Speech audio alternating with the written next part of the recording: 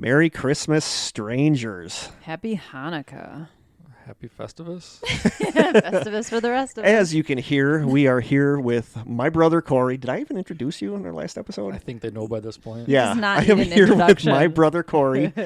We are here in the Strange Cellar, Christmas Eve, snow falling outside. Bing Crosby's in the corner. Bing on the Crosby's in piano. the corner. Kory's drunk on eggnog already.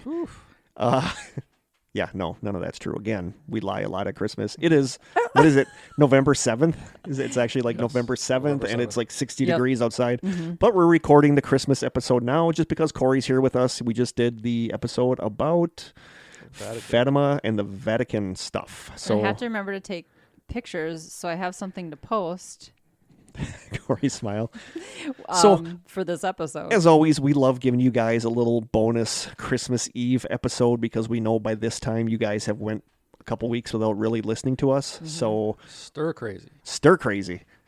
We just It's wanted our to, winter break. We're It in is the our middle of winter our break. break. We need to recharge our batteries, so we just wanted to give you a little special Christmas gift. Mm-hmm. And Kory is joining us for this one. Hopefully, all is well with your Christmas Eve so far. You're getting all the presents you wanted. I hope so.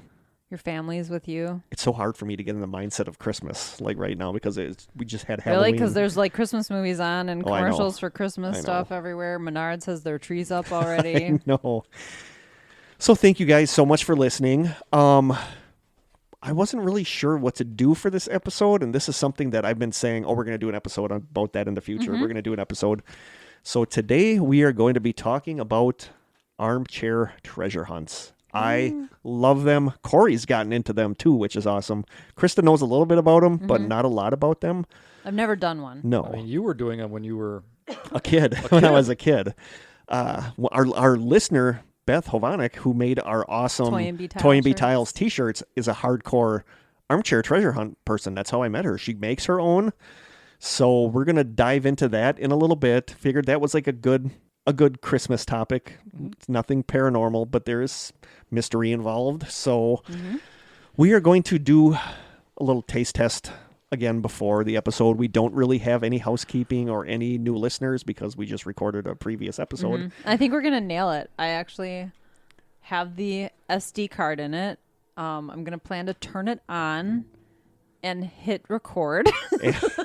And just for you guys, Take the lens cap off. at some point in the episode, I'm going to try a Dunder Salt again because Yeah. Kory tried one and said they're not that bad. You gotta get once past you get the through outside. the initial yuckiness. I will not be trying another No. one. And our taste test will be candy canes and eggnog, right? No. Our That candy sounds cane great, is though. going to be- our candy cane. candy Our taste tests. One of them is just going to be you because Krista and I are just going to nope out of Kurt's this right protecting away. me. I don't even know what it is. The first one we're going to do from Norway, Panda brand original licorice. Okay. So we're going to have some black licorice. So I need to get the camera set up. Yeah. Kurt's already like going to Yep. town. None of us are fans of black licorice, really. Although that last time Yeah. we had was delicious. But apparently, I don't remember, but it was good. It was like a Yeah. good black I know licorice. you guys went into it thinking you weren't going to like And it. we liked and then it. ended up giving it like a 10. Which is opposite of us usually thinking we're going to like something, and then we actually hate it. Yeah.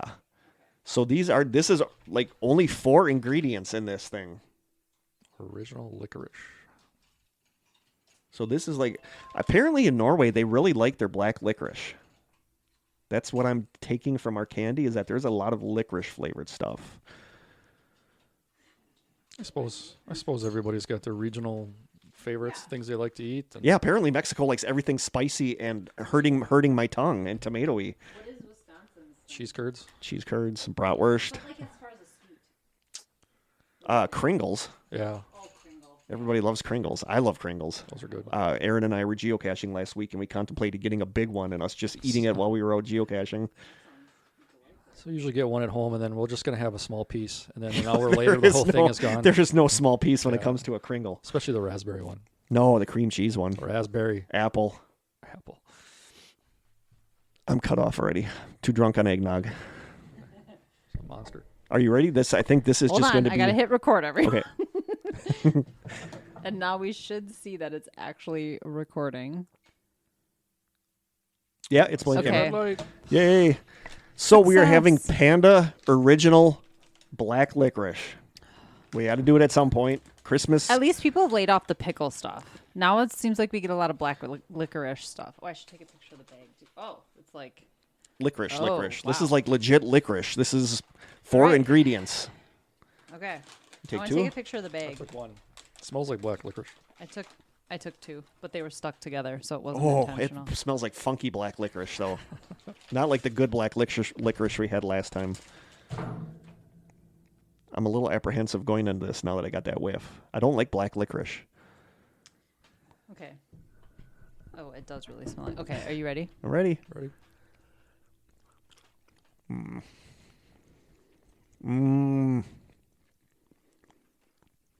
Strong. I think I kind of like black licorice now. I used to hate it. I think this is really good. No. I don't know why. Why do I like it all of a sudden? Monster to No. palate cleanse. Oh, the aftertaste is horrible. Yeah, I'm like really not happy with our taste tests lately. I'm always like shooting them down. I'm not a fan of black licorice. I mean, I don't hate one it. is good, but Yeah, I'm not going to eat that whole bag or But that anything. aftertaste is horrible.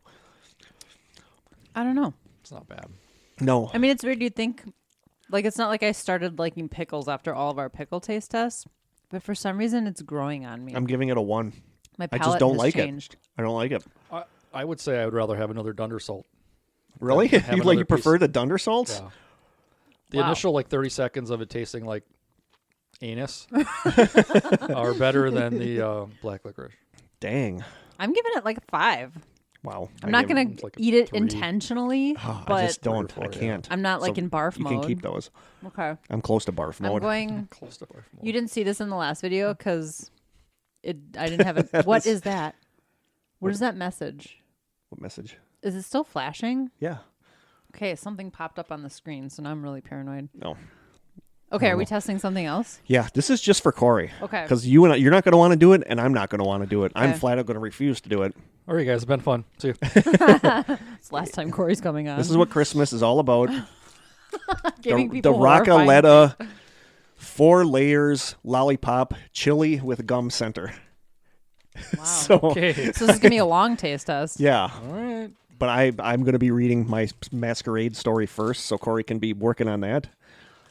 I'm so paranoid about that not recording. Lollipop with chili powder and chewing gum center. So, 'cause you and I would not do that. Well, I mean, if Kory weren't here, we'd have to eventually. Thank God huge. Kory's here. Wow. Holy moly! Get a picture of that. Get a picture of the lollipop, the actual lollipop. It just looks spicy. Because it's red. Leave Yeah. it there. See, here we go. Oh, the face. He's already making a Kory's- face. That's not good. So, what did we just have? Those little things. Is it similar to that in flavor? This tastes like it's just like right now. It tastes like it's coated in like cayenne pepper, Oh, really? and it's huge. Does it have that tangy? Is it hot like? Does it have sauce? like that No. that Okay. tomato saucy, or is it just hot? It's just hot, and it's. But I don't big, get so 4 layers. There's 4 layers of chili.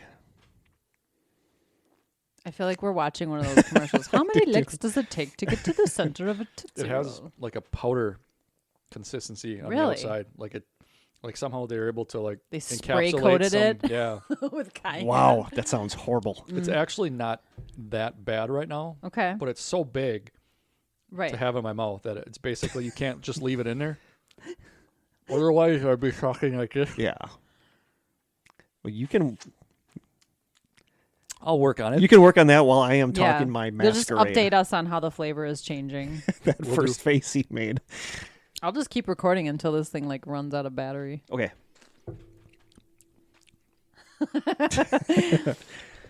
Are we ready to delve into Let's one do of it. my passions in life? Let's Yes. go. Armchair treasure hunts. And here's the thing, a secret about my fascination with armchair treasure hunts. It's not that I really love doing them, because I kind of don't. I like the history behind them. I like the idea behind them. I like watching other people work on them, but I suck at codes. Oh. Like, I am not good with codes. Okay. And a lot of these involve like hardcore code solving. and I just don't. But I've always been more into the history and the idea, the concept behind an armchair treasure hunt than actually working on an armchair treasure hunt. And for listeners, a little hint, stay tuned till the end. I know a lot of you shut it off after we stopped talking about the topic, but we may have a little armchair treasure hunt for you guys to solve and possible prizes involved. So stay tuned to the end of the episode. And by may, he means we definitely have that, so stick around. Yes, we do definitely have that. This isn't like a mythological No. Christmas episode.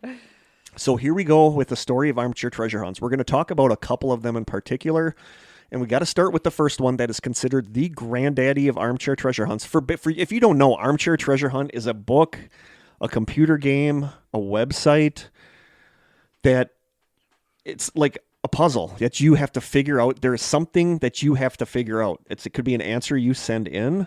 It could be something you go and dig up.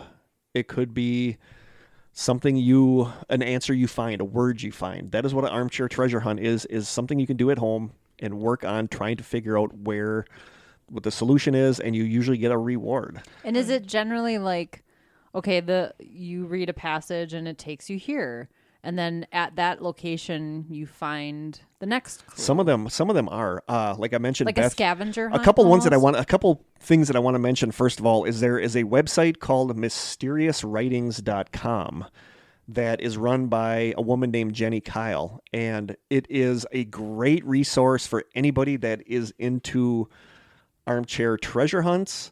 mysteriouswritings.com, and if you look, yours truly is a guest writer on there. I have written several articles about armchair treasure hunts.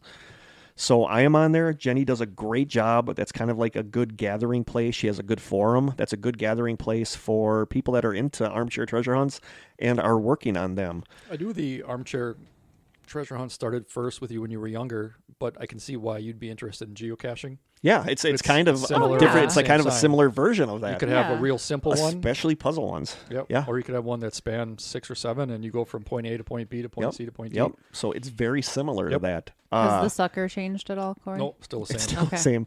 And to Beth Hovanek, who is one of our listeners, a stranger, and she is the one that designed our t-shirts that we absolutely love. And she designs these, and she is so good at doing these.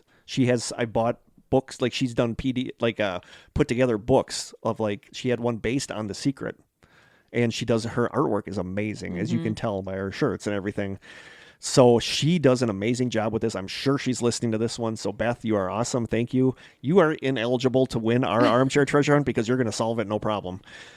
So we're going to start with the one that is considered the granddaddy of armchair treasure hunts. And to this day, I feel like this was the best one. And that is the book Masquerade.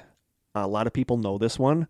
This is the one that led me down this rabbit hole. Is when we were kids, Grandpa used to take Kory and I to the library, and we'd stay there for like an hour and a half, and then he'd pick us up again. And I was like obsessed with the book section that has the puzzle books. Like I love puzzles, riddles, and I came across this book a bunch of times, this book of art, and I took it out, looked at it, and thought it was really pretty, and put it back. And then finally I looked at what it was about, and I just thought it was super fascinating. But by this time, it had been solved. So they had the original book at the library and the book that had the answer, the solution. So it was neat being able to see it at first and then see the solution. But this is Masquerade. In 1976, publisher Tom Maskler was at the little art gallery, The Portal, in London, when he came across some paintings by a man named Kit Williams and was enraptured. Tom and the gallery's owner, Eric Lister, went to Kit Williams' house to run the idea past him of doing a children's book. According to an article on the digital antiquarian website called, quote, Kit Williams' Golden Hare Part 1, The Contest, the article says, for most of its duration, the lunchtime meeting conducted around Williams' kitchen table whilst munching on the homespun county fare he served up wasn't especially productive. Williams was polite, but was fundamentally uninterested in the idea of a children's book. He'd taken the meeting at all only as a favor to Lister. He was a painter, not a writer, he explained. Fair enough, came the reply from Tom Maskler. We can partner you with a writer. But no, that wasn't how Kit Williams worked. He worked alone on his art, doing absolutely everything himself. Knowingly or accidentally, Maskler finally said the words that would make the book a reality just as he and Lister were walking out the door. He said, quote, "I still think you could do something that no one has ever done before." The parting shot was perfectly pitched to strike its target just where it counted. Kit Williams, who could come across upon first meeting like one of the timid creatures of the forest he so delighted in painting, wasn't quite what he seemed. His psyche harbored unexpected seams of stubbornness, pride, competitiveness, and even showmanship. Maskler's words sounded like a challenge, and a challenge was something he found impossible to resist. Out of the blue, some weeks later, long after Maskler had written off that meeting as a bust, Williams called his office to tell him he'd do the book after all. Just like that, Masquerade, soon to become the greatest mass treasure hunt of all time, begun. Okay, I see that Kory's broken through to a new color. Green. It went from red to green. Green So chili? the flavor changed? Probably green chili. Okay. Good Lord. That's just And they nasty. put gum in the middle of that? Yeah. I'm still doing a video recording here. Okay. Just so you know. Kit Williams later said, quote, "If I was to spend 2 years on the 16 paintings from Masquerade, I wanted them to mean something. I recalled how, as a child, I had come across some so-called treasure hunts in which the puzzles were not exciting nor the treasures worth finding. So I decided to make a real treasure of gold, buried in the ground, and paint real puzzles to lead people to it." Williams came up with the puzzle, created all of the paintings for the book, and then he himself crafted a figurine of a rabbit from 18-karat gold and jewels. He sealed the figurine inside a ceramic rabbit-shaped container that was inscribed with the words, quote, "I am the keeper of the jewel of Masquerade, which lies waiting safe inside me for you or eternity." The hare figurine was worth around 5,000 pounds, or roughly $8,000 at the time. On August 7th, 1979, Williams and celebrity witness Bamber Gascione, who was a popular TV host. Okay. Kit Williams and celebrity witness Bamber Gascione secretly buried the hare's casket. Bamber was a popular TV host in England at the time. Williams then announced the book, saying that it contained all the clues necessary to figure out the treasure's precise location in England to within a few inches. He said that the hare was buried on easily accessible public property, and that just to make sure people from all over the world could participate, he would confirm the first precisely correct answer sent to him by mail, and that person would win the prize without actually having to go to England to dig it up. In Bamber's book, after this whole puzzle ordeal, drama, you're going to get another drama. After this was all done, Bamber wrote a book about the search. And in his book, he said, quote, "Kit had explained to me the basis of his puzzle, but even with that privileged information, I was unable to make it work out. The cause of my growing uneasiness was the thought that if it was in fact impossibly difficult, then I was the only person in the world in that position to form an opinion." Kit considered it very possible, even perhaps dangerously easy, because he himself had invented it. So he's already like, I don't know if this is solvable. So the book came out in August of 1979, and people went nuts. According to the Digital Antiquarian article, quote, "If the naivete of publisher Jonathan Cape in not bothering to make sure that Masquerade's puzzle was viable is striking, equally so is their failure to plan for the thousands of mailed solutions that flooded their mailbox, especially after the announcement that treasure seekers could win without having to ever venture into England spade in hand. With no one at Jonathan Cape having the first idea about the solution to the puzzle, all the mail was packed up and shipped off to Kit Williams' cottage, hundreds of letters at a time. It's here that we come to the real nightmare of the thing for Williams. Forced to go through the letters one by one, making sure that none contained the correct solution. He had no time left to do his paintings. He quickly noticed a difference between British and American treasure hunters, a difference into which you can read whatever cultural implications you want. British puzzlers tended to send in detailed, carefully worked through solutions, albeit breathtakingly wrong ones, sometimes running to more words and pages than Masquerade itself. Americans, meanwhile, just guessed, throwing every British landmark they could think of at the wall in the hopes that one would stick. When that failed, there were always abstractions like love, life, and peace to be tried, which rather left one wondering whether these answerers had even understood the question. Think about the time, though. Yeah. The British people would have had access to the information about the locations. We didn't have the internet. It's not like Americans could go Google it. And They we're would have to gonna go kind of look get it into up. the internet stuff when it comes to these in a little bit. But basically, it was crazy. According to an August 6, 2018 article on Anglotopia.net called, quote, "The Hair-Raising Tale of Kit Williams' Masquerade," the article says, Masquerade was finally published in 1979, and it was a smashing success, spurred on by a massive publicity campaign with a first run of 60,000 copies that sold out almost immediately, and it ended up becoming the best-selling book in Britain that year. Indeed, it sold exceptionally well in many countries, including America, and even wound up being remarkably popular in Japan, especially remarkable considering that the big puzzle hinges on linguistic quirks of the English language that simply cannot translate into Japanese because the Japanese and English languages work in such different ways. An American airline offered, quote, masquerade tours to prospectors and offered them a commemorative shovel to aid them in their hunt. Rod Argent of the band The Zombies even filled the Young Vic Theatre in London with a musical based on the book. One woman in the States and Wyoming went so far as to systematically send Kit Williams letters containing every combination of longitude and latitude in Britain in the hopes that one of them was the correct one. Wow. Apparently, she sent so many of these letters to him that even if she got the right answer, which she didn't, and Kit could translate that location into longitude and latitude, he couldn't, that the whole enterprise could still have been a financial loss for her because the postage on all of those letters had added up to more than the hare was even worth. Oh my gosh. But it's a gorgeous book. I don't have it, so I didn't bring it, but the artwork in there is just gorgeous. It really is. The book is a story of a hare named Jack Hare who seeks to carry a treasure from the moon, depicted as a woman, to her love object, the sun, depicted as a man. Upon reaching the sun, Jack finds that he had lost the treasure, and the reader is left to discover its location. On the title page is a poem that reads, quote, "To solve the hidden riddle, you must use your eyes and find the hare in every picture that may point you to the prize." And that little poem turned out to be more important than people realized. The paintings in the book all feature a few things. Each one has words going around the border of the pages, creating a sentence or a verse going around the painting, and each painting has a rabbit hidden somewhere in the image. People quickly figured out some things, like the fact that some of the letters and the words going around the pages were red or had thorns on them. These letters created specific words, but these words ended up actually having nothing to do with the solution. One of the paintings... Sort of like misinformation Yeah. or misdirection. One of the paintings in the book features Isaac Newton holding up puppets of a boy, a girl, and several other animals. The girl has strings going through her hands, and she is holding her hands up to her eyes.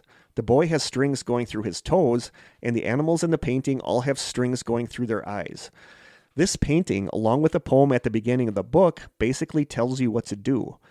Eyes are the pointers for the solution. In every painting, you had to find all the humans or animals in the image, draw a straight line from their eyes through the longest point on each of their hands or feet or paws, and those lines would extend through one of the letters in the words that surrounded the painting. Wow. Yeah. And when you did that on all 16 paintings, each painting gave you a different word. The words were Catherine's, long finger, over, shadows, earth, buried, yellow, amulet, midday, points, the, hour, in, light of equinox, look you. And the beginning letters of all of those words form the sentence close by Ampthill. Okay. Wow. In Ampthill, England, is a monument for Catherine of Aragon, who was the first wife of Henry VIII. These words tell you to go to that monument in March on the day of the spring equinox, and at exactly noon, the spot where the very tip of the shadow of the monument falls is where the treasure was buried. And one thing that this puzzle is great for is that it had confirmers. Confirmers are little things that kind of tell you you're going the right way, or that you can use to double check. Yeah. That your solution is a possible one. Those are the best armchair treasure hunts because And- otherwise you could be completely going down the wrong And way. you'd The never second know. one And you'll never know. second one I'm gonna touch on, Treasure in Search of the Golden Horse. Yep. That was one of the faults of that one. Okay, I see you've reached another color on your sucker. It's red, then it went green, and now it's going pinkish. Okay. I don't know. I think it's red chili, Okay. green chili, and then I'm assuming some kind of more spicy. How many layers are there? 4. Oh, so the gum is the fourth layer? Yeah, I mean, I'm thinking maybe the outside was cayenne pepper, Okay. then green chili, and then maybe red chili, Okay. and then I don't know what the inside's going to be. Jalapeno? I don't know. Okay. This Stay is the tuned. Isaac Newton picture I talked about. Oh, wow. But really the cool. pictures are gorgeous. Yeah. But you can see how Really it has cool. words all around Yeah. And you have to draw lines from the eyes of the creatures or humans through their longest finger or longest paw. Okay. And those go into the letters outside. So it was I saw people complain about it, but I actually think that was a brilliant Really way clever. to I think it was You're super literally clever. pointing to yeah, it. and that's why he says use your eyes to find the hare in every picture that might point you to the prize, and that's telling you kind of exactly what to do. It is. So in March 1982, Kit Williams received a sketch by someone named Ken Thomas, and it was the first sort of correct solution mailed to him. Williams immediately called this, quote, Ken Thomas, and instructed him to dig for the hare. There was something immediately off about the whole thing, because when Kit told the guy he had basically solved it and he just needed to go dig it up, the guy was super crabby and said he had a cold and didn't expect him to go out in the rain and all this stuff. And Kit Williams was like, huh? Kit Williams began to think that he sort of lucked into the find because he didn't know a lot of the puzzles in the book. Shortly after Ken Thomas was formally awarded the prize, Williams received an exact correct solution sent in by two physics teachers, Mike Barker and John Rousseau, who finally figured it out with the help from a clue that Kit Williams had published in a London newspaper. The illustration, which first appeared in the Sunday Times on December 21st, 1980, was reproduced in the paperback edition of Masquerade, but its solution was not included. It has been mentioned, however, that Mike Barker and John Rousseau, the men who actually solved the riddle but did not win, as their solution was received just a little too late, also solved this clue, and it was a confirmer for them. And the clue was actually pretty brilliant. I'll show you what it looked like. That's what it looked like in the newspaper. It's like a drawing of Kit Williams surrounded by animals. Mm-hmm. And what's interesting is that if you take the animals, take the first letter of all the names of the animals going around them, it spells out Merry Christmas. And it's just him holding up a sheet that has a bunch of lines and squiggles on it that look like they make no sense. So Barker and Rousseau, the men who solved it, figured out that what they needed to do was cut that out, fold it over in half, and then look through the picture at a light. And those letters and squiggles, when you folded it in half, formed words. And the words spelled out the phrase, "To do my work, I appointed 4 men from 20, the tallest and the fattest, and the righteous following the sinister." So that's talking about the sinister is left, righteous is right, and the tallest and fattest are like your longest fingers. So that's basically the clue that what you're supposed to do is use the toes or the hands, and what order you're supposed to use them in. Barker and Rousseau had actually unearthed the prize themselves when they dug at Ampthill, but had not noticed the small clay container in the dirt they had piled up. Ken Thomas had been looking around the area and found it in the dirt piles they left behind. So why had Ken Thomas been searching around that area? After running an investigation, 6 years later on December 11th, 1988, the Sunday Times printed a story revealing that winner Ken Thomas was actually someone named Dougald Thompson. Thompson's business partner, John Gard, was the boyfriend of a woman named Veronica Robertson, who was a former girlfriend of Kit Williams. While dating Williams, Robertson heard enough to figure out roughly where the hare was buried. Gard, who was now dating Robertson, convinced her to help him win the hare by telling her that they would sell it and give the money to animal rights charities, which was a cause that she was passionate about. So she was dating Kit Williams when he created this puzzle. She got enough knowledge about where it was and was dating this other guy. Oh, boy. Yeah. Here's where the drama comes in. Yeah. So that group of them went to the monument with a metal detector, but because it was buried in a clay case, they couldn't find it. So instead, they sent a rough sketch of the area to Kit Williams, and that's the sketch that he got that he said somebody basically found it. Upon learning this, Kit Williams said, quote, "This tarnishes Masquerade, and I'm shocked by what has emerged. I feel a deep sense of responsibility to all those many people who were genuinely looking for it. Although I didn't know it, it was a skeleton in my closet, and I'm relieved that it has come out." So Thompson, even though he was super sketchy about it, ended up winning the golden hare. Thompson eventually founded a software company called HareSoft and offered the jewel as a prize in a new contest which took the form of a computer game called Hare Raiser. The company and its game, which many people believe to be unsolvable with only meaningless text and graphics, were unsuccessful, yielding no winner. When the company went into liquidation in 1988, the hare was sold at auction, and that game sucks. There's videos of people on YouTube just like ripping on, they show you what the game looks like, and it's just horrible. People have gone through the code and said there's nothing in there that looks like a confirming thing that you won. I remember reading that somebody said they thought they found a phone number in there that you were maybe supposed to call, but the guy was just trying to make money off of this thing. Did they say how much it was auctioned for? No, I don't have that written down. Yeah. Because it was worth what, like 8,000? I imagine it would have auctioned. Whoa. It would have auctioned off for much more than that. Yeah. No, I don't know what it was auctioned for. Sorry, we had a little mechanical error. In 2009, Kit Williams expressed the desire to see the hare again. Hearing this, the granddaughter of its current owner, an anonymous purchaser based in the Far East, arranged for Kit Williams to be reunited briefly with his work. This was featured in a television documentary called The Man Behind the Masquerade, which aired on the BBC in December of 2009. So there's a cool video. Kit Williams is odd looking. His eyes go out in different directions. Okay. And people say that that's one of the reasons he's able to paint so well, is that his eyes, like, he's a weird looking dude. Okay. So yeah, and that's kind of where it ended, is he was finally kind of reunited with the golden hare, but the person that bought it at auction has it again. So it was just kind of a mess the way it ended, that the person that won it ended up getting help from his Kit Williams' ex-girlfriend. So that was kind of a disaster. Yeah, and people it would feel like a legitimate win then, you know what I mean? Yeah, England was just torn up with people looking for this thing. People were digging, people recognized some stuff from some of the paintings, these landmarks, and people went there and dug stuff up, and it was nuts, like, how popular this thing was. And like I said, to this day, I think that is the most thought out, well done armchair treasure hunt. Somebody named Stephen Hergest, I'm not sure who that is, says, quote, "I strongly doubt that treasure hunts like Masquerade could be done today, as the internet facilitates discussion and collusion much more efficiently than it did 35 years ago. The 2-year hunt for the hare could be reduced to weeks, perhaps even days, but the Masquerade puzzle endures." I don't know. I mean, we'll get into it with Yeah, the secret later. we'll get into it with some other stuff. But I mean, the internet is both a help and a hindrance. Yes. You have people that Totally is. Yeah, It that's 100% is.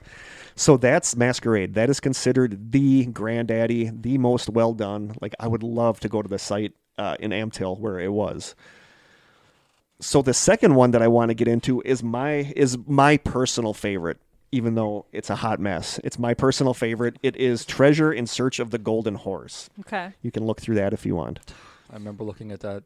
I remember looking at that. I must have been in high school or junior high school and at then, the like time. me being 4 years younger than you, that wasn't my cup of tea. But the back thing is, then. these books are gorgeous. Like, the Yeah. artwork in there is so pretty. What's funny is I look at these and they all remind me of Salvador Dali paintings because they Kind were of. all really Like- weird like and s- abstract. yeah, like and, abstract-ish. had strange references Yep. to like pomegranates and like Yep. weird stuff that was very symbolic. So this one is my favorite, and I It's wrote really cool, though. my first article on Mysterious Writings. I wrote about this treasure hunt because this is my favorite. I love looking. I still page through this book constantly. Like, I love this book. So Treasure in Search of the Golden Horse was a treasure hunting puzzle published in 1984 by the Intravision Production Company. It was conceived as a story-based contest by filmmaker Sheldon Rennan after he saw the success of Kit Williams' Masquerade. The book was written by Sheldon Rennan, illustrated by artist Jean-Francois Potvin, and the puzzle was created by, quote, Dr. Krypton, which turned out to be the pseudonym of someone named Paul Hoffman. There was also a Laserdisc movie and a television show that aired on pay cable channels, and while every form of the puzzle was different, they were all seen essentially as different paths that would lead to the very same spot where a golden horse was buried somewhere in the earth in the continental United States. You may have to explain Laserdisc. Yeah, I don't even remember Right. Laserdisc. The first person to dig up the horse would win both the golden horse and $500,000, but if nobody found it by May 26, 1989, the horse was to be dug up by the book's creators and the money would be given to a charity of their choosing. The horse was said to be buried somewhere in the continental United States in a place that is accessible 24 hours a day, 7 days a week. For the next several years, thousands of people around the country spent countless hours searching through the illustrations of the book for clues, and many people spent thousands of dollars or even their life savings traveling around the country to locations like Crater Lake, Oregon, or New Orleans to follow up on their hunches.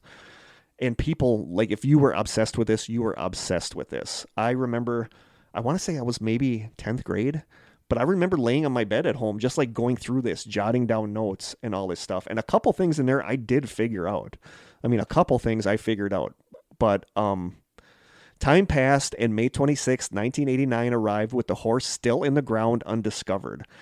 The creators of the book went to the location, dug the horse up, and awarded the $500,000 to the charity Big Brothers Big Sisters, which is a great charity to give it to. Yep. You know. My mom used to be on the board for that. Really? They do good stuff. They do. People who spent the last several years studying the book or spending their life savings to travel around the country were super excited to hear the solution and to find out how close they were to finding the treasure or to hear how to solve the puzzle, but there was nothing. The book's creators were finally approached and asked when they would reveal the solution, and they just said they're not going to reveal it. They said they never said they were going to reveal the solution because they said they wanted to use it again in a second book. And people were pissed. Like, people that followed this for years were pissed. You can still find like news articles where people are just like irate that they were not going to be given a solution to the book. Especially if the horse isn't there anymore. Yeah. They felt that after spending time and money on the book, they deserved to know the solution, and several people started to ask if a treasure was actually even hidden in the first place. Several people who spent their life savings on the treasure hunt banded together and started looking into possible lawsuits and legal action against Intravision, and the people who had loved the book now started to turn against it and its creators. A few months later, with talk of a lawsuit ramping up, former FBI investigator Nick Boone and lawyer Tony Castaneda came forward and said that they had finally solved the book's puzzle and traveled to the location where the horse had been buried. They dug in the location and found a vial holding a message that it had been the hiding place of the golden horse. Oh. They released their solution to the puzzle, known as the Captain Nemo solution, and finally revealed the location that everyone had been looking for the past 5 years. The horse had been buried near a misshapen tree in the woods near the 10th Mountain Division Memorial near Tennessee Pass in Colorado, high up in the Rocky Mountains. The overall puzzle of the book, as revealed in the Captain Nemo solution, required readers to decipher several words from the book using several different kinds of ciphers, and then to run that string of words through a matrix to reveal the final phrase, quote, "try route 24," which, when coupled with other clues from the book, would lead to Tennessee Pass, Colorado, and to the memorial stone, which was to be used as its starting point. As people looked into the Captain Nemo solution, though, they began to question its legitimacy. Several of the codes used in the book didn't seem to correspond correctly with the Captain Nemo solution, and several important parts of the Captain Nemo solution seemed to require leaps of logic that made absolutely no sense. The more people looked into the possible solution, the more it seemed to fall apart, and the general consensus started to be that the creators of the contest, wanting to avoid any legal action, secretly gave a solution to Boone and Castaneda that they could publicly announce. And to this day, I'm convinced that that's what happened. Okay. I'm going to post it in the group, but there's online, there's on YouTube, there's a segment from the old Inside Edition where it talks with them, and they take like the host guy with a magnificent mullet. They take him to where the horse was buried. You know, it's funny. I'm realizing there's a connection to the last episode we just recorded because like the whole Da Vinci Code thing. Yeah. That was all like a codex with a cipher. Yeah, and, like, that's how these it's basically these a are. treasure hunt. Yep. So with the release of the Captain Nemo solution, people began to see how the puzzle worked and felt that the puzzle was basically unsolvable. I ran all these code words that they gave and everything through that matrix, and it does come up with try route 24. So that is the actual solution, but a lot of rumors came out during it that they had moved the horse at one point because too many people knew where it was. But I totally believe it was where they said it was on on Tennessee Pass, on the Rocky Mountains, by that misshapen tree. But the way to find your way there was basically impossible. Where Masquerade could be solved by anyone who figured out the method, the solution to treasure required finding difficult ciphers with no confirmation that the reader was on the right track, and then running the text through something called, I don't know if it's a Vignere, I think it's a Vignere matrix to discover the correct phrase. And where does this matrix come from? It's a code-breaking thing. It's a specific type of code. Okay. Where you have the letters of the alphabet all going up and down in rows and columns, and then you have a letter of the alphabet up on top and on the side, and you use a specific word to go to that column and stuff. It's hard. It's very difficult. There's websites that you can just plug in stuff, and it'll tell you now. So these days, a Vignere matrix cipher can be easily solved on the internet, which has sites devoted to ciphers, but back in the pre-internet days of the contest, only a handful of people would have had any idea what a Vignere matrix even was. The majority of people who poured their time and money into the contest came away feeling angry and cheated. In the end, rather than being a worthy successor to Masquerade, this gorgeous and well-written book ended up giving Armchair Treasure Hunts a black eye that it never recovered from. And that's true. People were so annoyed by this book that Armchair Treasure Hunts kind of, which could have been a huge thing because of Masquerade, this kind of put the kibosh on that. Okay. But still, I love this book. I think this is just a gorgeous book, and I just think the puzzle was so flawed. And I think that was the problem. I talk about that a lot in my article on mysteriouswritings.com. Well, it's like we talked about, too. If you don't have confirmers to go along the way, you could be going down a completely wrong path your entire time. Yeah. And then when it's just poorly put together, it doesn't make it any easier. Masquerade had a picture on there where the girl called, I can't remember her name, Penny Pockets. And she had all these pockets on her thing that were all different colors. And then the Isaac Newton picture had a paper taped or thumbtacked to the wall that had all random letters, but they were colors. And if you corresponded the colors with the letters and then got this other part right, you would see that they kind of matched up. So it was kind of a confirmer, and we didn't have that unless we don't know about it, but I don't remember any confirmers being like that. And the codes in there were hard. One of the ciphers was a Mary Queen of Scots cipher that she used when she was a prisoner on an island. But when you look at the symbols in the book and her actual code, they're nothing alike. So it's just like it's flawed in a lot of ways. And there's been several Armchair Treasure Hunts since then that kind of still remain unsolved. There's one that I love called The Golden Apple Tale. The Golden Apple Tale was published in 1982 by someone named Cam Kaskin, CAMKASKGN, which is obviously Cipher, a code. And it was published via Fantasy Press. Fantasy Press might be an appropriate name for a publishing company that may never have existed. That's the first sign. That's the first sign that this little gem is going to be interesting. You can find a PDF of the book online, and I love this one. I'm still constantly reading. There's a couple websites dedicated to Armchair Treasure Hunts. There's Jenny's Mysterious Writings. There's 12T. TWELEVE. It's misspelled on purpose. And then there's Quest for Treasure, which is based in London, that have sections about this, that people are still working on these. I still work on this one a lot. The book is out of print, but you can find a black and white PDF here, and maybe I'll put a link to that PDF when I post this episode. The book calls Cam Kaskin a mathematician turned philosopher, and people theorized, I don't know if I buy it, but I kind of do, that someone that was heavily involved with the Macintosh computer named Jeff Raskin was actually Cam Kaskin. Because Jeff Raskin had a degree in mathematics and later got a degree in philosophy, and he had a couple sons whose names all start with A's, which is also in the book. Another page in the book also provides us that it was illustrated by a woman named Karen Wagner. And I've contacted her on Facebook and never got a reply back from her, but she was the person that illustrated this. It's like all of this that work on this want to know if this is still around. It looks like a cheaply done, and it was based out of like the Grand Rapids, Michigan area. So for all any of us know, this was something that this guy did for his friends, and they went out and found this thing, and now people are like combing through this book trying to figure out if this golden apple actually exists. So it's a fascinating one, but we're not going to really get too much into that because it's, it could be a dead end. People have tons of stuff figured out from the book. We figured out that something decodes to the phrase place and order, something else decodes to pine trees. There's this poem that runs through the book that we think is what has to be placed in order. And something about Cassiopeia, the constellation. So we have a lot of stuff figured out, but that's as far as everybody got. We don't know what to do with it. I'm currently in love with this one called The Whistle Pig. It is a book, The Whistle Pig, by Duck Miller, who we actually know who it really is. That's not his real name, but... Yeah, you gave it to me, and I looked at it. Yeah, but it's a great book. It's a book of, I think, 12 short stories. And the short stories all allude to something.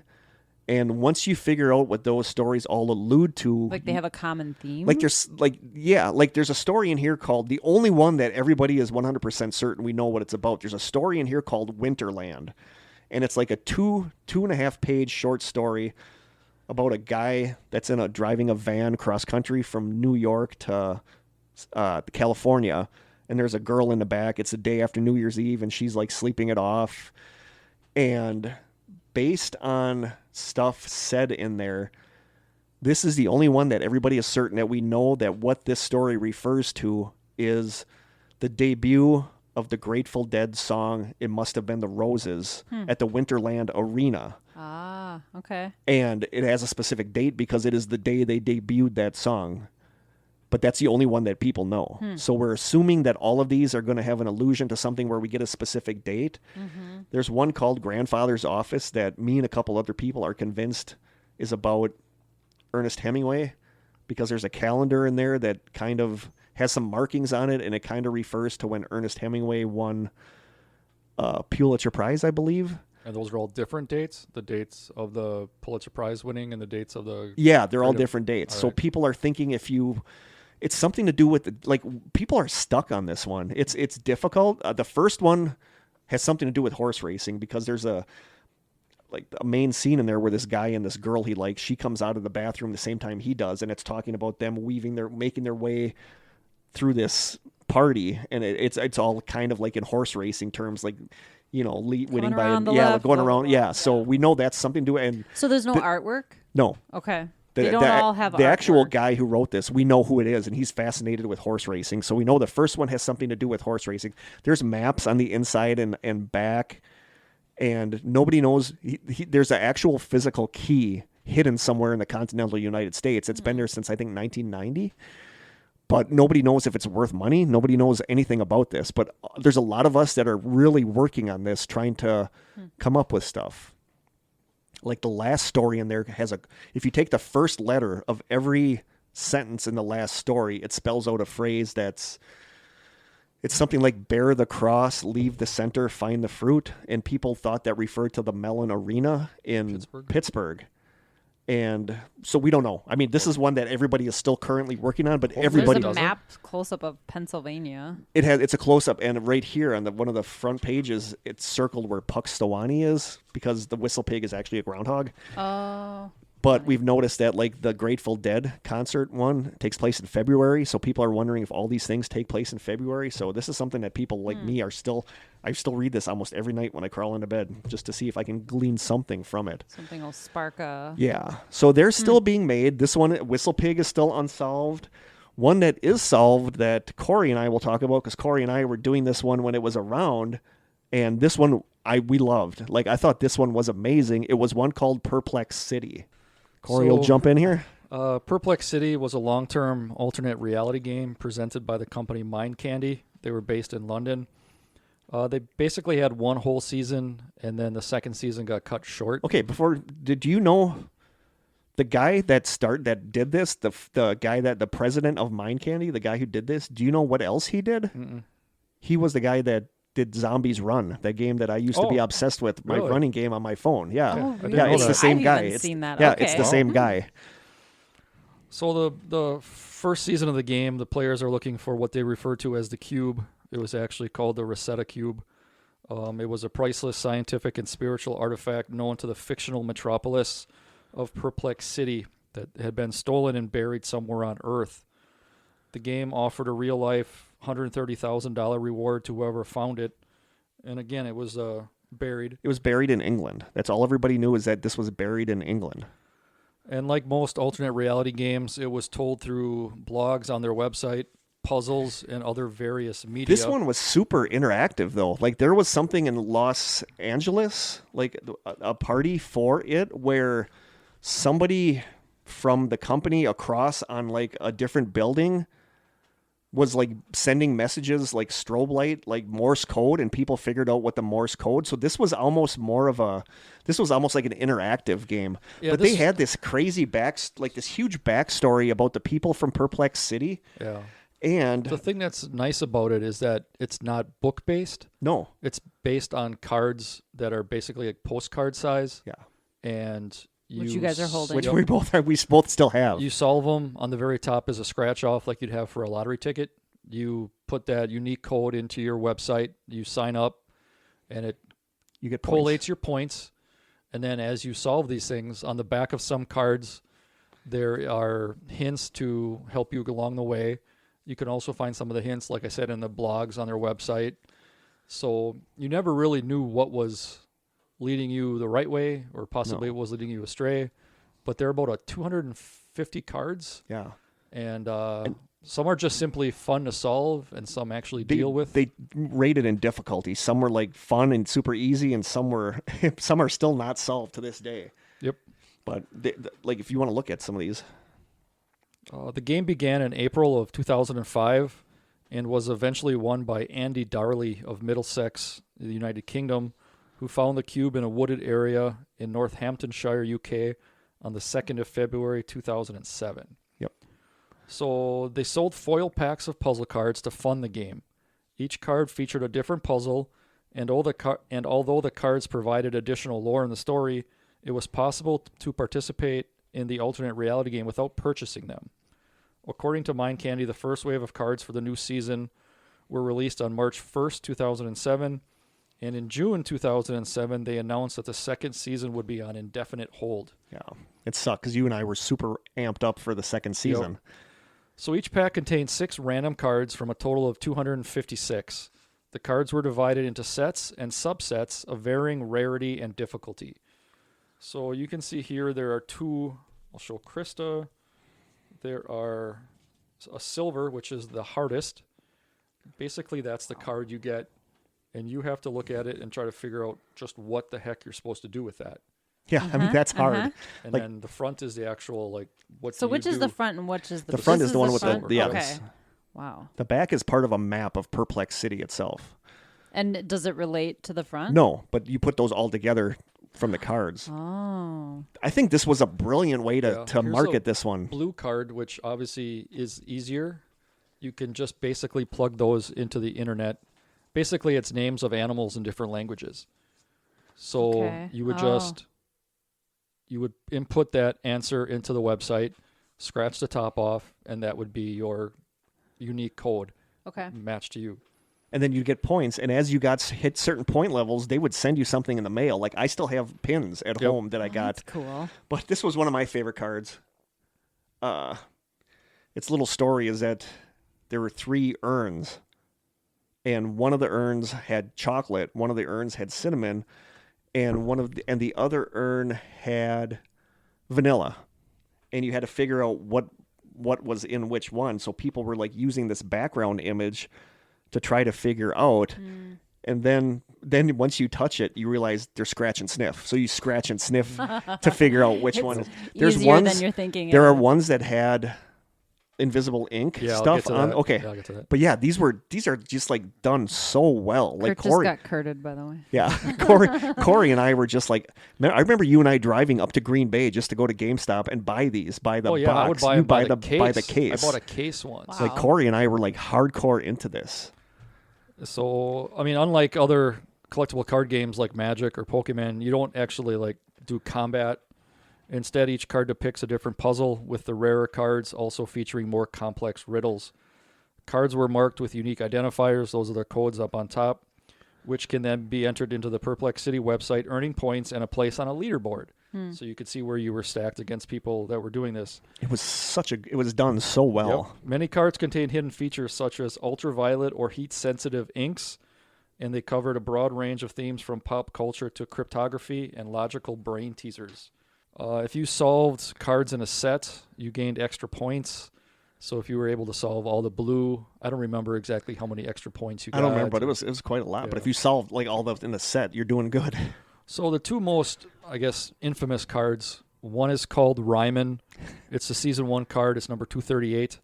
It actually asks players to prove the Ryman hypothesis, which is basically I think it's a mathematical. It is, but it's like basically unsolvable. Yeah, it's like an unsolvable mathematical equation. I read that they wanted to put that out just to see if anybody could actually solve it. And it's currently the only remaining unsolved card. So the second up until recently, because this other card was the one that is infamous for. The second one is called Billion to One. It's also a Season 1 card, number 256. Obviously, 256 is the very most difficult card. It was the last one. It just features the face of a man with a caption in Japanese that says, "Find me." It translates to "Find me."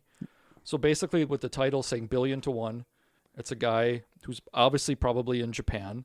Like an actual it's like, person. Yeah, like Actual an person. actual. All you have is a picture of this Neither of face. us have that card. So unless you know this person, you're never going to Basically, figure out who it or is. you just, I mean, there were people that would just travel to Japan walk around looking and at walk people. like Tokyo and walk around looking for this guy. Like, Wow. show the Here, card to people. I'll show you what this is what the. I should run it through facial recognition program. That's how they found him. Oh, really? Yep. A hint line for the game gave the further clue that my name is Satoshi. This is the card. This is what the card looked like. Oh, wow. Yeah. Just an it's Asian actually guy A dude. and Actually a dude. Okay. People right away figured out where the area was, and there were people By and the people from background. the United States that were hardcore into this flew there to that city Was and it took their picture in that It's same like exact. Scandinavian city? Yeah. Took that same exact picture in that spot. Like people were like into this. Yeah, his image was spread via social networking sites in attempts to locate and make contact with him. If you made contact with him and asked if this was him, he was supposed to give you a Password. It was a statement, wasn't it? Yeah. It was like something about burning from the ashes, and the answer you were supposed to give was Izanami. It's a Japanese rebirth creature, like a mythological creature. And that's what you would type into the That's what you would website to type get in. the points for finding that card. Okay. So basically, it was an experiment in exploring the concept of 6 degrees of separation. The card was actually solved in December of 2020 when the man in question was found by Tom May Sager and reported to Laura E. Hall, who ran the website Yeah, tracking information. Laura was one of like the big people with this. I remember talking with her a couple times. Yeah, in an email, Satoshi explained that the original concept had been for him to ask a question of whoever found him. Since he had forgotten the question, the puzzle author Jay Biddulph posted a recording of the spoken question on SoundCloud. It was, "Who died after giving birth to flames?" with the answer being Izanami. So those two cards are no longer in circulation. And So not only did you need to find this guy, you needed to answer the question that he gave you. Yep. But that's how they found him. Was there's a really good, it's like a newer search engine you can use pictures with, because we used that last year during the trivia contest to solve one of the hardest trivia image, which ended up being a picture of some guy, a chef that was on a little known children's TV show in Cleveland in the 70s. And there was one picture of him online in the background, and this search engine found that picture. Yeah, I mean, there was no issue with the person that solved it. They dug up the cube. It was legit. The second season, we weren't really sure what they were going to do, if they were going to rebury another cube. And what I had heard was that they were going to do one in England and one in the United States. And then halfway through, they shut down the game, and they transferred all their employees to like a Pokemon-style Yeah, it game, was like which ended up doing fairly well for the company. But I think they just realized that it cost them more to do this than they were making. Do you guys feel like things like Hunt a Killer are like the new version of Armchair Treasure Hunts? Yeah, I think so. I would love to try that, by the way. The one, Andy Darley, I actually wrote back and forth with him several times, and he was just a super nice guy. What I have down for him is the morning of February 2nd, 2007, almost 2 years from the start of the contest, player Andy Darley used photos found on a hidden in-game website and cleverly encoded directions written on a poem on the puzzle card end of the line to weave through the walking paths at Wakerley Great Woods, Northamptonshire, where he dug up the cube. He was supposed to bring the cube right to Mind Candy headquarters, but he had a day or two before he could do it. And what I think he did that's awesome is that he took the cube to Amptail and got a picture of the cube in the same spot where Kit Williams' hare was buried from Masquerade. It was kind of a shout out to the original Armchair Treasure Hunt. Yeah. And after he brought the cube to Mind Candy, the creators of the game threw a huge party at a local pub. And I remember, Laura, I remember people from the United States, all flying to England to go to this huge party. And, a lot of them, like Laura, I think a lot of them had their picture taken with the cube, which I think is so cool. I love the way that they did that. So yeah, I mean, I like the fact that it wasn't book-based. You know, it was all cards that you didn't really need to solve, but it gave you something to do. And they were fun. The puzzles were fun. The cards are fun to work on, except for the really hard ones. You know, it has this little name the objects where you have to figure out what the objects are in the picture. And the cards, as you can see, are just really, really good quality. Mm-hmm. So yeah, it's just one of those cool things that's not book-based. And I mean, we had a blast with it. I don't know where it would have went. I remember you and Toddy working on these at work all the time when you were at your job. Basically, we'd be on a conference call. We'd be working on the same card. Working on the puzzles together at work. So that'd it was just a fun thing to do with your students. Yeah. Huh? That'd be a fun thing to do with your students. It would be, actually, because some of them are like easy enough for the students to solve. I still have a stack at home like that of the cards. I'd never get rid of mine. No, I'm never getting rid of mine either because I love these cards and I had a blast with this, and it sucks that it didn't kind of work out for them. Mm-hmm. But this one I think was done so well, and I love that people work together really well. I have something written about that where it said, as time went on, players followed the story and figured out the hidden clues on the cards, and the location of the hidden cube began to be narrowed down. It was an awesome display of teamwork. What appeared to be random squiggles on some of the cards were identified as being Jurassic-era landforms, leading players to the 88-mile-long Jurassic Way footpath. More clues were decoded, leading the players to the Fine Shade Wood area of Northamptonshire, after which all communication between players and teams kind of went dead because then everybody knew where it was. So then I remember reading accounts of people like going out there and all you could see were like flashlights from groups of people that were out in this woods at night trying to find where this thing was buried. And like the website had a message board, and then you would be broken up into the blue cards, the green cards, all the way down to the silver, and people would put card 10.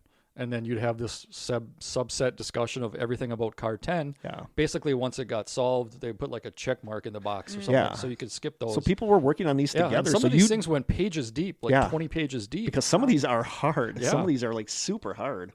But like you said, that some of them, there was that one where you get the answer if you hold your finger on there because it's heat. It reacts to heat. There's a micro dot that you need like a microscope to read what's written on the micro dot. So it's crazy how much work went into this. Yeah.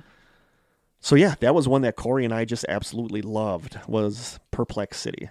See, here's one. It's green 108. You can kind of tell that there's writing, and it starts at the bottom and it kind of works its way up. Yeah. So you have to kind of hold it. You have to tilt it that way and then see what it says. Yeah, and then you just type that into the answer spot in the website, and you got credit for those many points. And said sometimes they would help you, really sometimes clever. they wouldn't. Mm-hmm. And right now, like the big thing is a lot of people are independently, like Beth. Like Beth will just release some, and people can buy her PDFs of her puzzle for like $10, and you can work on these. So what is the prize for?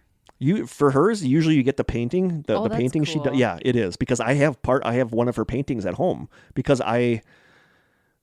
it's part of like her Wizard of Oz. There was a Wizard of Oz based one where her cat paw, she didn't know, like the person didn't want the painting or whatever, so whoever, she put a bunch of ones on the ground, and whichever one her cat's paw touched got it. I have it at home. Funny. So yeah, and a lot of people like do independent ones now, but the internet changed so much of the way that they are done now. Yeah. I mean, one we don't have any, we can probably talk about is Forrest Fenn. Yeah. That one was solved not too long ago. It was basically a short poem. Yeah. But and still, people died. That I was going to mention that. There was one recently in the last 5 years or whatever. There were some. But now there's all these theories about that person was given the answer. So, basically it was, he thought he was going to die from cancer. He was pretty well off, put a bunch of gold and knickknacks or whatever, things that were expensive, into a chest, made this poem. People would go looking for, there was an episode of Expedition Unknown where it was on there too, and Josh was looking for it, and it got solved. And it was the same thing. There were people that kind of knew where it was, and if you didn't agree with them, they wanted nothing to do with you. We'll get into that here with a little bit of the next one. This next one. But and then people would die because they'd be like in really Hell's remote, Canyon, dangerous areas. Yeah.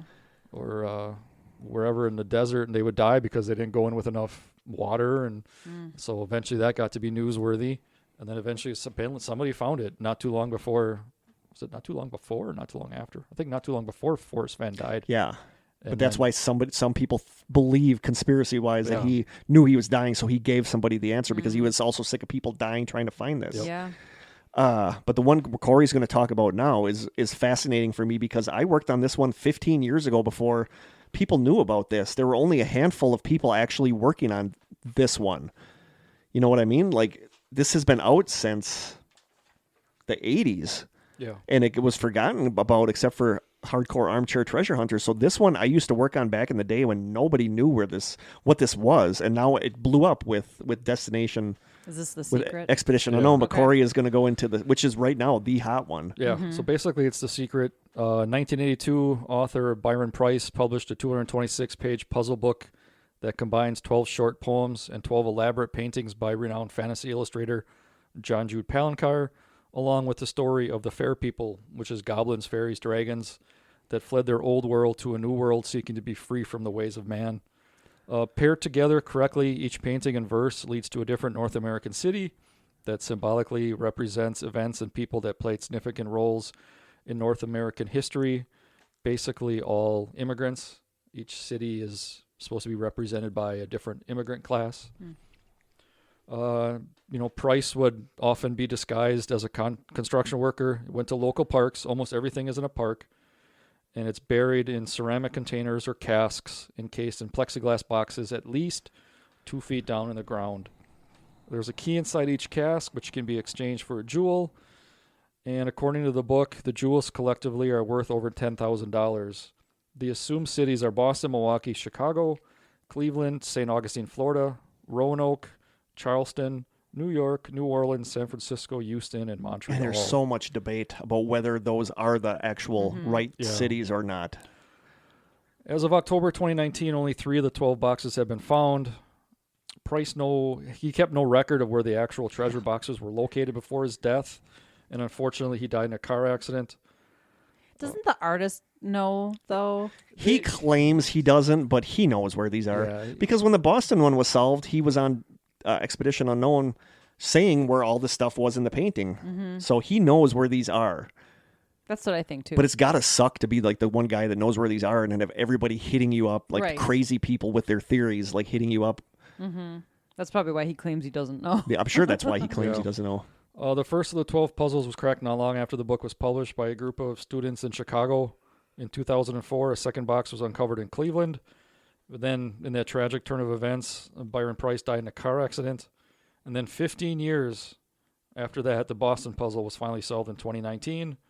And the Discovery Channel show Expedition Unknown with host Josh Gates featured The Secret on 3 different episodes, 2 in season 4 and 1 in season 7. And that caused this to blow up. Like everybody knows about. And they found something in that last episode. They found the Boston. Yeah, because he was there for when they presented the jewel or whatever. And it was he got a pin or something. Yeah, it was interesting to see that happen. And like that was like on the message board, people are like, Josh Gates just apparently had to run from whatever he was filming because something happened, and that people are like, is this tied in with The Secret? And I think Kurt mentioned with the previous Armchair. Wait, I'm gonna do it. Oh, Kurt's having a dundersault. I'm having a dundersault. Just right now out of nowhere. I should videotape this, and this should go. It's my Christmas. It's your Christmas? So it's my Christmas treat to myself. Like Kurt mentioned, when things are done right, they're done absolutely right, and everything works out. This one is a little bit of both. There's the dundersault phase. There's things that are good, and there's things that are obviously bad. The community started the last couple of years to get pretty bad. If you don't agree with where it is, they don't want anything to do with you. They really don't believe anything. They don't want to be wrong. Yeah, they don't believe anything you say anymore. And then with the explosion of it from Josh Gates' show, there's people that are jumping onto it within like the first couple days saying, I know exactly where it is. I know where they all are. Yeah, I mean, there's Facebook groups dedicated to each city. There's an overall for just The Secret, and then there's one broken down for each city. There's definitely, websites, each dedicated to the city or the solve, and it gets pretty rough. There's even The Secret's YouTube channel where they have discussions. It's like some of the guys that have been doing it for a long time basically have like a sit down and they all talk about currently what's going on with it and stuff like that. So the one that Kurt and I, basically because we're in Wisconsin and there's one in Milwaukee, basically that's the one that we chose to go down there and see if we could find it. Have we been down there once or twice? I think we've only been down there once. Yeah, but we drove down to Lake Park, and I'm convinced we know where it was or is. So I gave Krista a copy of the image and the verse. So, obviously you did see the episode. So, I know the park. I've been to that park, not for that reason. I mean, basically we'll just talk through the Milwaukee one real quick and see that the first thing is the picture. It's a beautifully painted painting. An image of it at least. It's got the woman juggling, and you just have like a tower structure in the background or whatever. So basically, what people did is the tower structure basically is almost a carbon copy of a building in Milwaukee. I think it's the City Hall. Yeah. And then you have what she's juggling. People came to see the walking stick, the flower, the circle thing appears to be a millstone. There's a key and then 2 balls and a jewel. So, using a rebus, people are able to say mill for the millstone, walking stick for and then key, Milwaukee. And then there's just other kind of confirmers. There's what appears to be next to the millstone, like a locust. So people are assuming there's Locust Avenue. I think that's a locust. There's people that argue about that, but I think that's a locust. Huh. And then there's apparently the outline of, possibly Lake Michigan near Lake Park in Milwaukee. So basically that was like the confirmer for it being Milwaukee. And then you just work your way through that.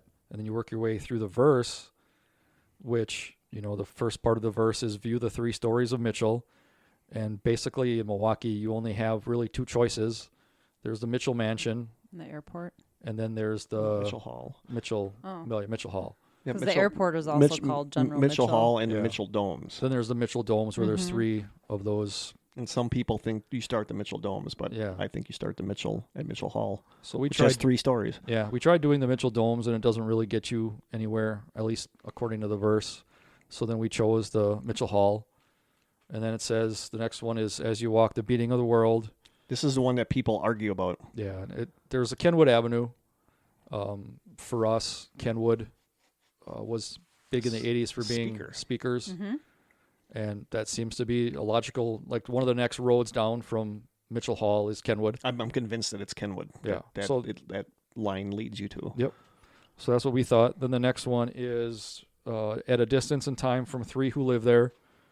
So the next couple roads that head you towards Lake Park, which would be east, are Hackett, Downer, and Shepherd. And those are all famous Milwaukee residents. And for whatever they were famous for, and it was architecture or whatever. 3 who live there. And they used to live there.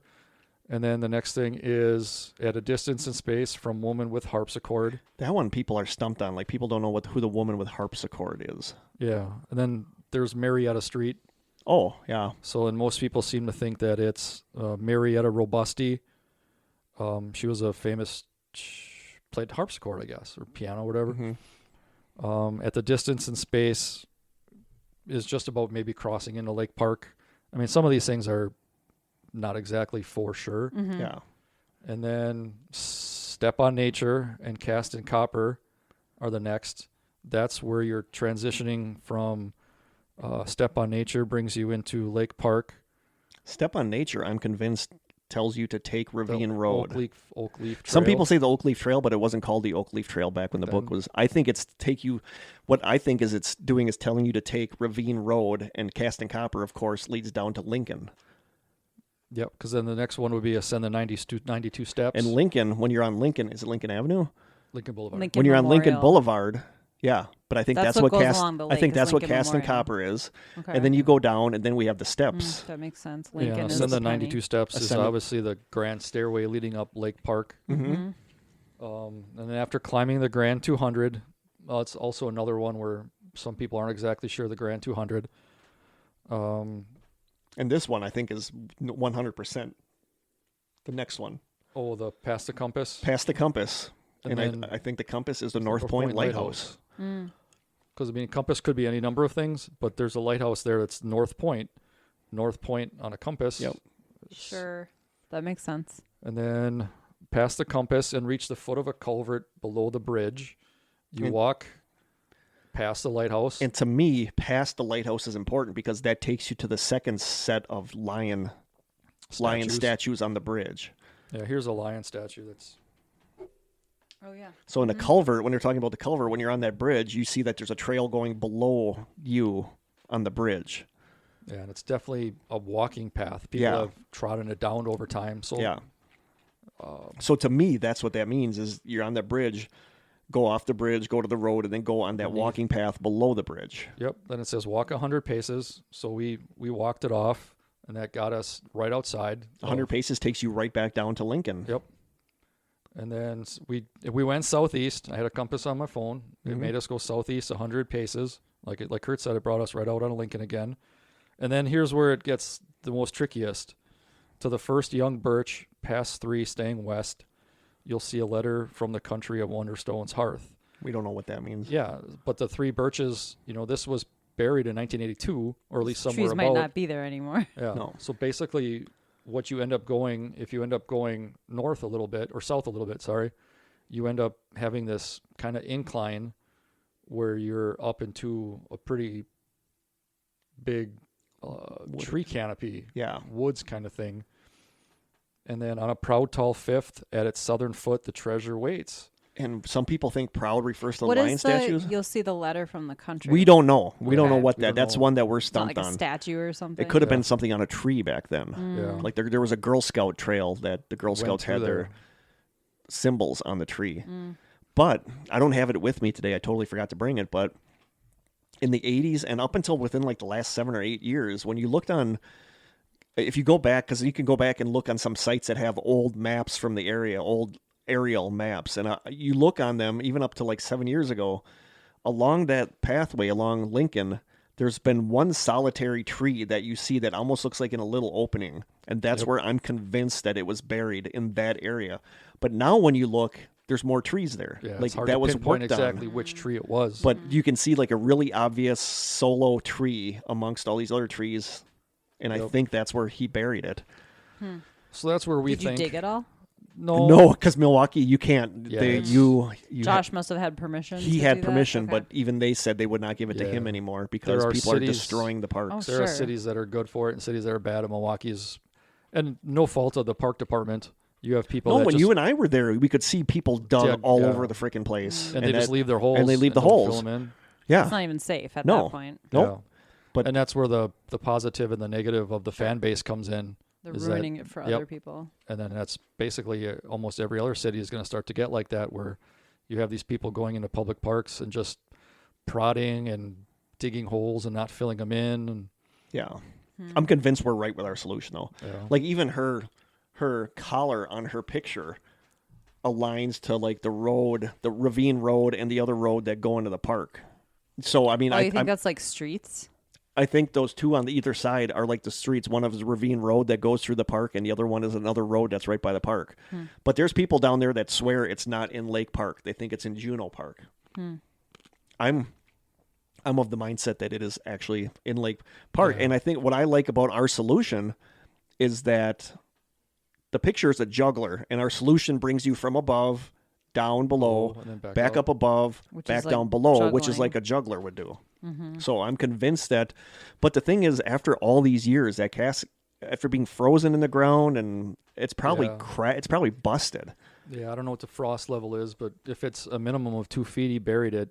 It's just in plexiglass, and it's probably been crushed. And then with all the tree roots that maybe worked its way around that big tree at one point. So the question is, are these even still there? Yeah. Right. And that's like the thing for some of them. The Houston one, where people think the Houston was in a children's zoo in Houston. People think that was redone. Yeah, the so New Orleans they think that one one's is gone. They think the New Orleans one is gone because of hurricanes. Yeah. Oh, sure. But there's still people working on these, and that Facebook group is just nuts with people. And it's like you said, it's frustrating because I consider myself one of the old timers, and we just get fed up when people are like, no, you guys don't have all the play. There's one in Scranton somewhere, and we're like, no, there's not one in Scranton. We have a lot of them have the coordinates hidden, like the latitude, longitude coordinates, so we know. But then there's people that still, like Kory and I were saying on the way down here, it's easy to pick where you want it to be and then backtrack your solution from there and force it to fit what you want. So this one is like, the fan base is crazy. There are some crazy people involved in this, and I mean, there's everything from taking it fairly literally, and if you saw the episodes, you saw that Chicago and Cleveland are basically pretty easy. Yeah, once you see how it works out. Now you have people, and no fault to them, they think there's shadows involved. And people are overlaying Google Maps over that and then using like angles and stuff. And it's like, no, that it's wasn't available in 1982. Right. No, put yourself in the mindset of 1982. Right. It's basically just like a little coded thing telling you where to go. Yeah. It's about landmarks. And that's why we think people are overthinking this. But we also, like I said, a lot of these places change so much, or they use stuff as guide points that aren't there anymore. Yep. You know, so, but this is the hot one right now. People love The Secret. Mm-hmm. And I do too. I always have. But like even Kory and I said, we can only go on the Facebook page so often before we're just like so annoyed by people that we just can't. Yeah. You know, you get somebody, I saw the episode. I've been a member of the group for a week. I know where it is. And then people prod them with questions and they're like, I'm not telling you myself. So then eventually they either get banned, you know, it's just like you basically have to prove. But then even when new people do come with decent solves, all the old timers kind of pee on them. Like, you don't know what you're talking about, which makes them. What should be a supportive community of camaraderie is like it's the opposite. Yeah, so that just kind of shows what the Armchair Treasure Hunt community can be like. Yeah. But yeah, for being the most popular one right now, it's still crazy. And then obviously the Expedition Unknown, you know, just brought it to the forefront, and people out there looking for it and trying to solve it. And basically, it's who knows if these will ever be found, if any more of these, like the Boston one was found by luck, that they were digging there and it was all busted when they found it because they were digging it up. Yeah, they were. But even that one was under a baseball field, which kind of threw everybody off because they didn't think he would have it. But that episode was so good where he had the bunch of guys that found the original ones and his daughters, Byron Price's daughters. Yeah, that was and really his wife. So I thought that was really cool. I thought that was so well done. I cried during that one. I think everybody did. Yeah, totally. I did. Yeah. Wow. But it's a fascinating thing. So if this interests you at all, look into The Secret by Byron Price and prepare to go down a rabbit hole. Did you finish the Dunder song? Yeah, it wasn't bad. Okay. Kory's right. Once you get through that introductory layer, it's not that bad. Okay. It's not good by any stretch of the imagination. A butterscotch thing at the end? Yeah, but it's not horrible. They make you work for the good part. Yeah. Apparently. Okay. Yeah, I can't think of. I mean, that's basically it for the. Yeah, so that's kind of a little primer on Armchair Treasure Hunts. Like, I love these things. I can see why people invest so much time and even money into it. I mean, I can see once you get to a certain point, you're like, I can't give up now. I'm this close. And like for Milwaukee, the jewel that you find in the cask is an amethyst. I think I can buy an amethyst at the crystal store downtown. It's not that. It's not worth that much, but just the fact of having to found it. Right. It's the reward. The journey is the reward kind of thing, right? Like Kurt and I said, I really wish if we ever did find it, we could remain anonymous because it's just going to be everybody's going to be coming out of the woodwork asking for interviews, and that's not really our thing. Because this guy that found the Boston one, people like online trashed him and said he was just going off everybody else's answers, and he's getting all the credit for everybody else's work, and it's just it can be a good community and it can be an ugly community. I think it's akin to like winning the lottery. I mean, not in the grand scheme of things in the scope, but it'd be nice if you could remain anonymous. Well, look at Beth. Look at Beth found that one, and she was all over the news for finding that $10,000 one under that park bench. Yeah. Wow. So these are still out. There was that mask. They're the one based on Alice in Wonderland. People are just putting these out all the time, but now they're smaller in scope than they were before. But they're still fun. They're awesome. Yeah, I think these guys from The Secret even did a 13th cask, like a commemorative. Yeah. Yep. They did a commemorative cask. So there's a poem for that in a verse and a picture as well, a painting as well. So, it's if you're in one of these states where there's a possibility of you finding it, nothing wrong with going out there and taking a look. And everybody kind of has their ideas as to where to start, and you may be one of the lucky ones. It would be just so cool to like dig one of these up and know you were the first person to open that since it was sealed back in 1982. Yep. You know.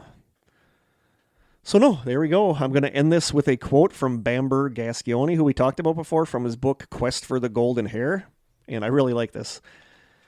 Tens of thousands of letters from masqueraders have convinced me that the human mind has an equal capacity for pattern matching and self-deception. While some puzzle addicts were busy cooking the riddle, others were more single-mindedly continuing their own pursuit of the hare, quite regardless of the news that it had been found. Their own theories have come to seem so convincing to them that no exterior evidence could refute them. These most determined of masqueraders grudgingly accepted that a hare of some sort was dug up at Ampthill, but they believed that there would be another hare or a better solution awaiting them at their favorite spot. Kit would meet them there, undismayed by the much publicized diversion at Ampthill, and they would be looking forward to the day when he would greet them as the real discoverers of the real puzzle of masquerade. And that shows you very much how the mindset of people that get sucked into this is, that you refuse to believe that somebody else won, or that your spot was wrong, where you wanted it to be was wrong. Well, you invest so much time and effort into it. Yeah. It's like to admit that defeat. But I'm as guilty of it because I'm convinced that our Milwaukee solve is right. I really think that's where it is. And I think everybody else is making it too difficult. Yeah. And then people are all like, well, if it's in that park, how come nobody's found it yet? Well, because that area was, and the 5 birches or whatever you were supposed to use as markers are gone. Yeah. I mean, if you look at everything, I mean, the Chicago solve, they weren't exactly anywhere close. They had to get a hint from Price before he was in that car accident. Yeah. And then the guys in Cleveland kind of just got lucky. Yeah. I believe one of the guys just got frustrated and threw a probe into the ground and he hit something. Yeah. And then even the one in Boston was only being done because they were renovating the park. Yeah. The guy just happened to go by and see the construction crew and said, hey, if you find anything, here's what you're looking for. So all of them have basically kind of been lucky. Yeah. So if we think we're right in where we are in Milwaukee, it's still going to be luck. Because people said you're picturing this object bigger than it is too. They said it's like this big. I mean, it's not big. It's easy to miss. Yep. You know, I like that the one that's supposed to be in Houston in that park. Somebody found on YouTube there was some family that had uploaded a home video of them at the park in 1982, and in the background you can see the 4 trees that aren't there anymore. And this person's hits on their YouTube just like skyrocketed from people from the secret that came there. Well, even in the episode they talked about the San Francisco one being faked. You know, that Gerald Gay guy, Gerald Gay, who was like one of the big guys from the Golden Owl puzzle from France, which is a huge armchair treasure hunt in France, flew here, dug a supposed cask from the secret up in San Francisco, and then flew back to France. And it came out that was fake, that he went there and buried it, went home, and then came back and dug it up to give him cred for being an Yeah, so that's shady. Yeah, so that goes to the lengths that some of these people will go to, and I understand the frustration with kind of knowing where you think it is, but you got to deal with the fact you might never find it. And it's so hard for somebody younger to realize that this thing has been in the ground since 1982. Mm-hmm. And that's a long time ago. The world was a totally different place back then. Mm-hmm. So there you go. There are some armchair treasure hunt stuff for you. Well, we have one more to talk about. And it is one that I came up with and ran past Kory. Kory worked on it for a couple days. I did. And Krista didn't. I forgot to tell Krista about it, so I sent her the poem the other day. So she has not worked on it. Basically, we're just doing this one for fun. If you solve this, what you need to do is either send an email to thestrangesessionscontest@gmail.com and either tell me exactly where in the world my virtual treasure my treasure is buried, or send me a screenshot of where it is buried. It can be anywhere in the world, but it's buried at a specific location. And the location, hypothetically, it's not actually there. Don't go there. Although if you do, send me pictures because I'm really curious to see. But it's difficult. Kory had a hard time with this. And I put a couple things in here to make it a little clearer. But I don't want to give you any clues at all now. What we're going to do is, this is coming out at Christmas. So if people are super stumped on this, I'll give a clue in the Strangers and on the Strange Sessions page. I know where it is, so don't go through me. You know, Kory is exempt from winning. Yep. Krista's kind of exempt from winning because she's... Take your hints from Kurt. And Beth, hold on, I guess exempt from winning because she'll solve this no problem, I think. But this is one of the problems about these armchair treasure hunts is I made it, so I think it's easy. And Kory said it's not. Kory said it's... There were some steps that were easy, and then some led me astray, and then I would talk to Kurt, and he'd be like, no. I'm like, well, then I'd explain how I got to it, and then he would kind of reel me back, and then I would get a little farther, and then I would send him something, and he'd reel me back. So to kind of help him narrow it down, and, get it a little more streamlined. It was easier once I knew the solve to go back retroactively and look and see, okay, here's where I went wrong. Yeah. But I mean, not everybody's going to get it right. So, but I'm going to write this on a note card or something, or even take a picture of this because I want people to be able to look at it, which is important. So basically this poem is going to tell you where my treasure is buried. Send me a screenshot on Google Earth or Google Maps of where it is buried, or tell me in detail where it is buried. And this is all. I'm not going to give you any clues right now. So here is my poem. I'm going to stop and pause after each line for a little bit, okay? Just in case people are writing it down. The distant ground still cries until new hopes arise. A school in London, a windy saloon, a haunted hotel, or a rainy tea room. Find what these 4 things have in common, you see, then go to its top, apex, apogee.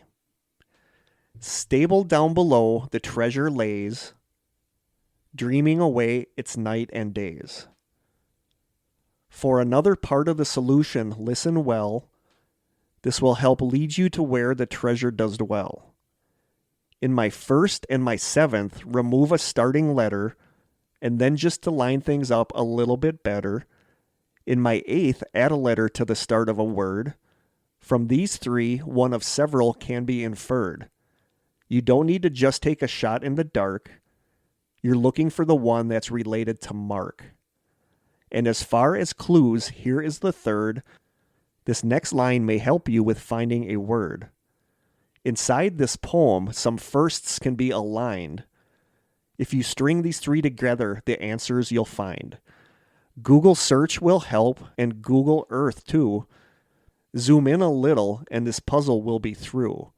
At its bottom point, the treasure is buried, and up to the heavens, all its love will be carried. So there you go. That's nice. That's it. So Kory probably, because Kory knows the process to figure this out. Once I'll give him a hint. One hint is that there are 3 different pieces in this poem that will lead you to a word or a phrase or something. And if you string probably 2, even just 2 of those 3 things together into Google search, it'll help narrow down where it is. So there you go. Cool. Again, So we're going to post this on Instagram and Facebook. Our group. Yeah. Because I'm curious to see if anybody can find this. And the first person who gets it right will get a prize. It's probably going to be a gift card. We're going to talk about and see what, from where or what, but there's going to be prizes involved. We'll probably post that when we post this episode, because Krista, Kory, and I will talk about what prizes we want to give. But there you go. There is your armchair treasure hunt. Good luck, everyone. Yep. It is anywhere in the world. Good luck. Cool. And I think that's it. Yep. So I'm just so curious if anybody finds that. I'd imagine somebody will right from the get-go. Like you said, once you knew where it was and you went back through the poem, everything kind of lines up and makes sense. Yeah. I mean, it's like I said, when I put some of the things in for a Google search, I could have went a couple different ways. Yeah. And then other words in there will help you work your way narrow it through down even more. So it's I think it's easy, but it might be tough. So we will post an image of this so you can work on it a little easier once we post this episode. But I think that's it for this Christmas Eve. Hopefully, do we have any listener questions? Because we didn't do any in the last let's do a listener episode. question. Hopefully this was an okay episode. Yeah. We just kept teasing that we were going to talk about armchair treasure hunts at some point, so we kind of had to. And I love them. I love them. I think they're so awesome, especially ones that have been around since the 80s and aren't solved yet. Mm-hmm. You know, I think of all the ones that we don't even know of yet. You know, there's got to be a bunch out there, and be interesting to tackle one that is brand new. Work your way through it. Wow, we need new ones. Uh-oh. I think we've done all of ours. Really? Yep. Shoot. Well, here's our call out for listener Yes, we need more questions. listener questions. Yeah, we've done these. I like this person said, I have to say it took me a couple of podcasts to actually appreciate your style, but now you are the first podcast I look for every week. Thank you for bringing everything you do to the table. Very entertaining. Thanks a bunch. You're so welcome. No, we're not doing a song choice. We didn't talk about that. I live in Leicester, UK, and was wondering if you could go at any place in the UK to explore paranormal cryptids or just anything mysterious. Where would it be? I don't remember that one. Maybe we didn't do that one. I would love to go anywhere in London, in England. Yeah. I would love to go to. Yeah, I'd like to just go there. One place that I think is overrated is Stonehenge. I don't know if I'd really care to go to. I would. I wouldn't like that. I mean, I'd like to see it, but I wouldn't want to go there just to investigate it and be like, ooh, you know. Yeah. I'd rather explore a castle somewhere or like the moors. Mm-hmm. Tower of London. Tower of London I've been to. Tower of London was cool. Oh. Yeah, that was interesting. And the only one the other one I have, the last one somebody asked is, have you ever been to another country? Oh, really? Yeah, I have. So have I. Where have you been? I've only been to yeah, you've been to Jamaica. Yeah, I went to Jamaica. Yep. I went to Mexico. I went to London. That's it, though. I literally have not gone to any. I've never even been to Canada. No, I want to go to Canada. I do want to. So we need more questions, listeners. We need to travel more as well, it sounds like. Yeah. We're a little boring. I feel bad we don't have any questions, any listener questions. Well, dang it. Maybe I'll see if I can find a random question. Deep questions. Deep. By Jack Handy. How's that sucker doing, Kory? He's still working on it. Still working on it. Here we go. If you could only eat one meal, or if you could only eat one meal for the rest of your life, what would it be? Ooh. A specific dish, meaning? Yep. If you could only eat one meal for the rest of your life, what would it be? Probably pizza. I won't even know where to start. I feel like pizza's the thing it never disappoints. Like, I'm always excited to eat pizza. And it can come in so many different varieties. Like taco pizza or regular sausage and pepperoni. That's true. You know what I mean? I suppose I could do like chicken. I'm thinking spaghetti for some reason. I could eat spaghetti day in and day out. I love like good spaghetti. So fried chicken for Kory. Yeah, well, it's just I guess chicken in general. I could do wings. I could do fried chicken. Sure. I could do chicken comes sandwich. In many forms. Yeah, that might be the best. Season it differently every day. Mine would be pizza. Mine would probably be. I'm going to pick spaghetti. That's right. just stuck in my head. Last question. What would you sing at karaoke night? Nothing. I hate singing in front of people. Yeah, I don't have a voice for singing. I don't either. I do, but I hate singing in front of people. So I'm the last person to do karaoke. There was one night that we were out after wrestling at a bar somewhere, and people were doing karaoke. And if I was drunk enough, I probably would do Brandy, You're a Fine Girl from the 70s. Nice. I like that song. I don't think I could ever go up alone, but if we're up there with a group. Do like Bohemian Rhapsody or something? Oh God, as a group? Yeah. Maybe if we ever get our Strange Sessions show on the road, we'll have karaoke. Don't hold us to that. Yeah, don't hold us to that. At least the karaoke part. All right. I feel like that's it. Yeah. This is the last episode people are going to hear until season 6. Until 2022. Cray. I know. So I think that's it. So from the Strange Cellar, Merry Christmas. Merry Happy Christmas. Hanukkah. Happy Hanukkah. Happy New Year. Happy Festivus. Whatever. That's all I can think of. So just have a good rest of your Christmas. From Kory, Krista, and myself in the Strange Cellar. Until next time, stay strange.